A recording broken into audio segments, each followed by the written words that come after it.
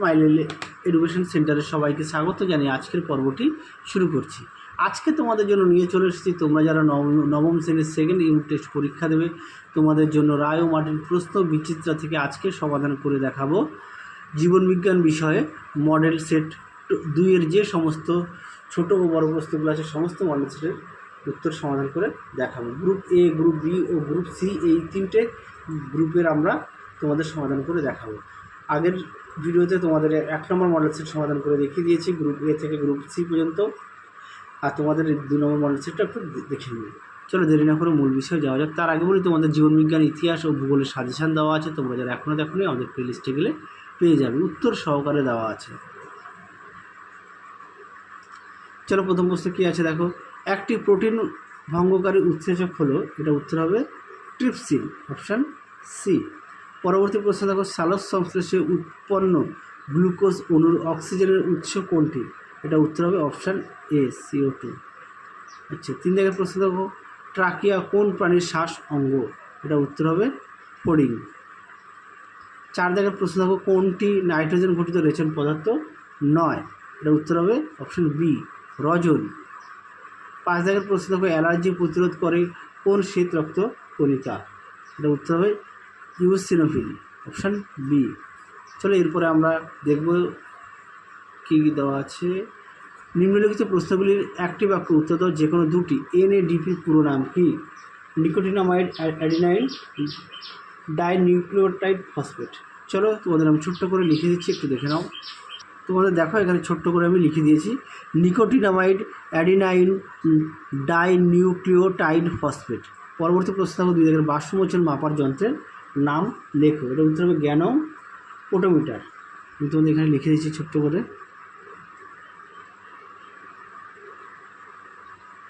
গ্যানোম পোটোমিটার।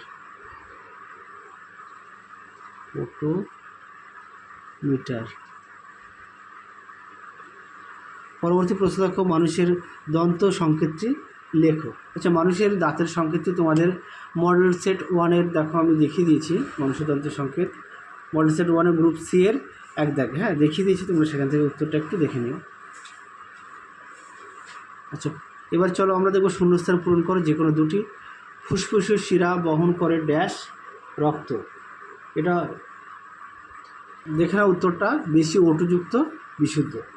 পরবর্তী প্রশ্ন দেখো কী আছে, ড্যাশ অণু PGAID থেকে 6 অণু ROBP উৎপন্ন হয়? এটা উত্তর হবে 10 অণু, 10 অণু। আচ্ছা তারপরে দেখো কী আছে, নিচের সম্পর্কযুক্ত শব্দ জোড়া থেকে প্রথম সম্পর্ক থেকে দ্বিতীয় জোড়টি শূন্যস্থানে উপযুক্ত শব্দ বসাও। আচ্ছা এটা কি আছে, রক্ততঞ্চল অণুচক্রিকা। তারপরে হবে শ্বাসবায়ু পরিবহন, তাহলে এটা কী হবে? এটা উত্তর হবে লোহিত রক্তকণিকা, লোহিত রক্তকণিকা।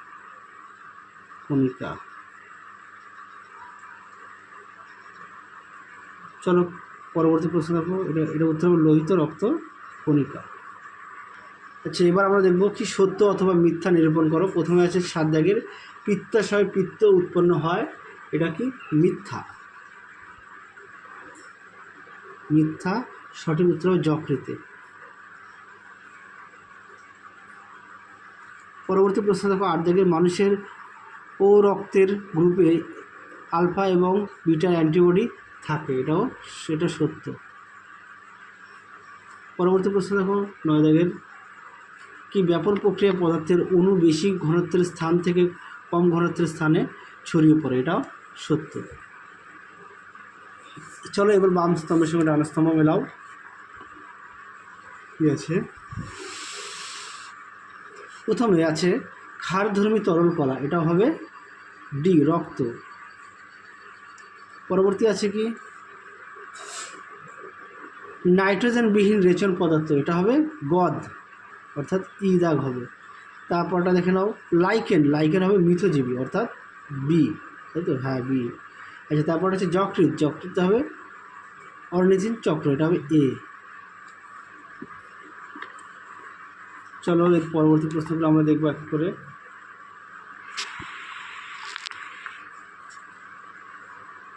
3 দাগের প্রশ্ন কি আছে, তোমার শ্বাসক্রিয়ার সহায়ক দুটি পেশির নাম লেখো। এটা উত্তর হবে মধ্যচ্ছদা ও ইন্টারকস্টাল পেশি। আরও একবার বলছে মধ্যচ্ছদা ও ইন্টারকস্টাল পেশি।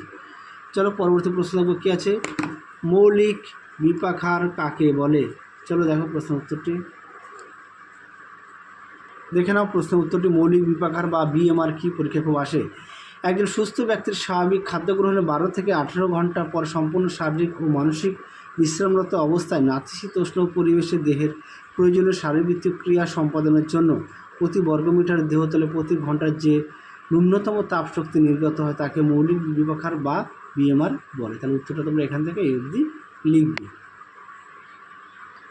পরবর্তী প্রশ্ন দেখো 3 এর কী আছে, গ্লোমেরুলীয় পরিশ্রুত তরলকে মূত্র বলা হয় না কেন? চলো উত্তরটা দেখো, দেখে নাও প্রশ্নের উত্তরটি তোমরা এখান থেকে এই অবধি লিখবে। কী আছে দেখে নাও একটু, এখান থেকে এই অবধি লিখবে। পেজ নাম্বার দেখবে প্রতিটা প্রশ্নের পাশেই দেওয়া আছে যাতে তোমাদের সুবিধা হয়। এখান থেকে এই অবধি তোমরা উত্তরটা লিখবে। চলো পরবর্তী প্রশ্ন দেখাই। তার আগে বলি, তোমরা যারা আমাদের চ্যানেলে নতুন দেখছো সবাইকে অসংখ্য অসংখ্য ধন্যবাদ। এখনও যারা আমাদের চ্যানেলটি সাবস্ক্রাইব করোনি তোমাদের কাছে আমাদের বিশেষ অনুরোধ, আমাদের চ্যানেলটি সাবস্ক্রাইব করে পাশে থাকা বেল আইকনটি অল করে দেবে, তাহলে যখনই নতুন কোনো ভিডিও পাঠাবো সবার আগে তোমাদের কাছে নোটিফিকেশান পৌঁছে যাবে। আর ভিডিও যদি ভালো লাগে অবশ্যই তোমরা লাইক করো ও তোমাদের প্রিয় বন্ধুদের কাছে অবশ্যই শেয়ার করো, তাহলে তারাও খুবই উপকৃত পাবে।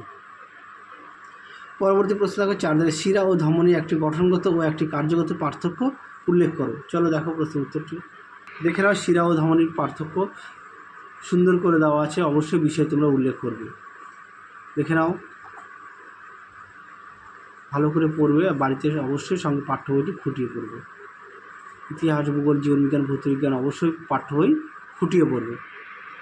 চলো পরবর্তী প্রশ্ন দেখো, চলো এবার 5 দাগের প্রশ্ন দেখো, উৎসেচকের নামগুলো লেখো। এখানে দেখো শূন্যস্থান পূরণ আছে।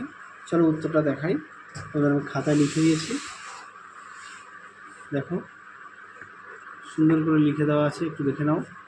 প্রোটিন, পেপসিন, ট্রিপসিন, আচ্ছা প্রোটিওজ, পেপসিন, ট্রিপসিন, পেপটন, তারপর হচ্ছে trypsin, peptide, erepsin, amino acid. আশা করি তোমরা দেখে নিয়েছ, দেখে নাও সুন্দর করে দেওয়া আছে। চলো পরবর্তী প্রশ্ন দেখো, পরবর্তী প্রশ্ন দেখো, পরজীবী পুষ্টি কাকে বলে? উদাহরণ দাও।